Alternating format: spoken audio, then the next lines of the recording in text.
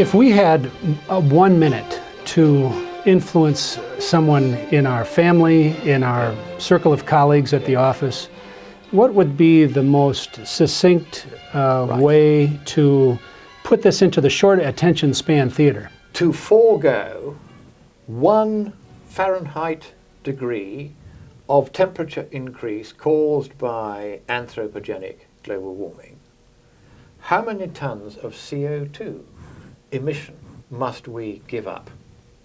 Answer, 1 trillion tons. Now, how many tons are burnt every year by the whole world? Total output, 30 billion tons. So how many years do you have to close down the entire world economy for in order to forego just 1 Celsius degree of global warming? Answer, 33 years, a third of a century, with no emission of carbon dioxide whatsoever. The problem is that what they say is that we can do something, we can make a difference, is the sort of line they take. If we turn off the odd light or walk or go on a push bike instead of a motorbike or a car, they say this is going to make some huge difference to the planet. It won't. Just to forego 1 Celsius degree of temperature increase, and even then only on the basis that the UN's huge influence of CO2 on temperature is right. It's not the profound exaggeration I believe it to be. Even then, you would have to forego 33 years of the entire economic output of the world. It would all have to stop, because without coal-fired and oil-fired and gas-fired power generation, you have no transport, you have no industry, you have no electricity. The whole world economy would have to come to a standstill for 33 years to forego 1 Celsius degree of warming.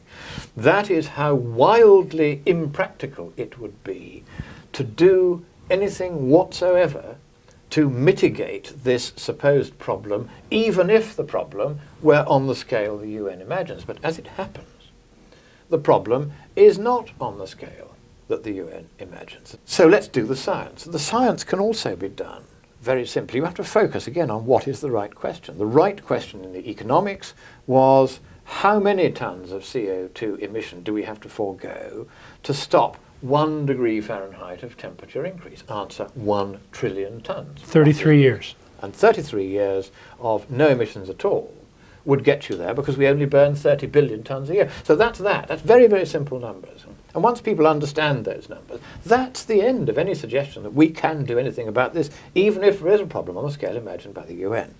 So, is there a problem? Well, the right question on the scientific side is this: how much warming will we get for a given proportionate increase in the atmospheric concentration of carbon dioxide? That's the only thing we need to know. How much warming will we get? Now, to work that out, if you were the UN's climate panel, would you A, guess, B, set up a giant Xbox 360 to run a model which it has been proven 60 years ago cannot tell us more than a few weeks ahead what's going to happen in the climate, or C, would you measure it? I'll choose C. You'll choose C. How very sensible. What you can measure is this. The theory is that if you get more CO2 and greenhouse gases in the atmosphere, that stops the radiation that bounces up from the Earth's surface and peaks in the long wave from getting out, because it hits the particles of CO2. That causes a warming, which in turn expands the amount of water vapour that the atmosphere can hold. And because there's so much of it, that's an even bigger greenhouse gas than CO2, so still more of it gets trapped by a positive temperature feedback, as it's called. And so you get less radiation getting out into space from the top of the atmosphere as the planet warms. Now that we can measure. All you have to do is put a satellite up, point it down at the Earth, and measure how much outgoing radiation is escaping to space, and then you have to correlate it with the changes in surface temperature, usually sea surface temperature, because it's more reliable than land surface temperature. So, this measurement has finally become possible. We had to wait for 20 years while that satellite gathered enough data, because you can't just use each little jiggling up and down of temperature at the Earth's surface and try and base what's going on up there on that tiny change, because you'd just get a signal to noise ratio which was unsatisfactory. You wouldn't get a reliable result. So what they do instead is they waited until they had had a movement in sea surface temperature over a given period of at least 0.1 Celsius degree in one direction or another. Then they would correlate that period with how much outgoing radiation from the Earth's surface changed during that period. And they, first of all, ran it through various computer models to see what they would predict. And they've all been told to predict that as the Earth's surface warms up because of the greenhouse gases, etc., then less radiation would escape to space than if the Earth hadn't warmed up, because the greenhouse gases are getting in the way. Now, this is contrary to all the laws of physics, but that is what the UN's models are all based on. They're all told to assume this, and that for every 1 degree Fahrenheit of temperature increase of the Earth's surface, they're saying 1.5 watts per square metre less radiation gets out to space. And the truth is, and we've now measured this, just been published last month. This is the paper that finally nails the whole climate lie and brings the debate to an end. What happens instead is that for every 1 degree Fahrenheit of temperature increase at the surface, 2 watts per square metre more gets out into space than before the temperature changed. And that means that that radiation is not being trapped down here to cause warming to the degree that the UN expected.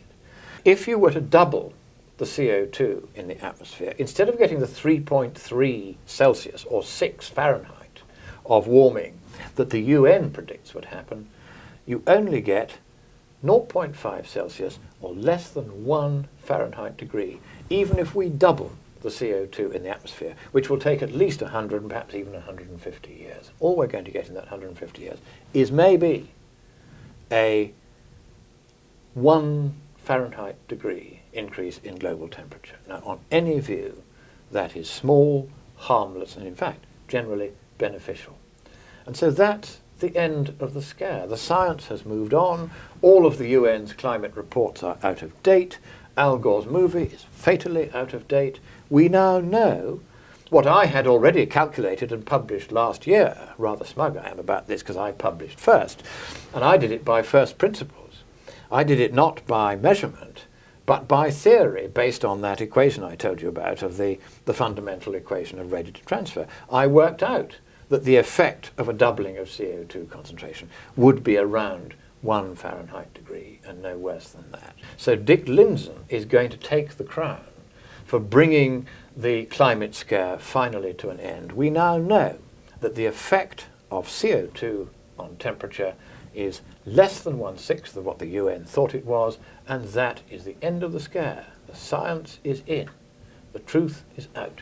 Lord Monckton, thank you very much for being with us today on the Majority Report. We appreciate everything that you've done and will continue to do to stand up for the truth with regard to the global climate conversation. We're very grateful that you're with us, and we wish you the very best. Thank you very much, and the truth will prevail. And thank you for what you do in making sure it does. Thank you, sir. Cheers. There's cheers in the pulpit. Do you ever say that? Yes, we do.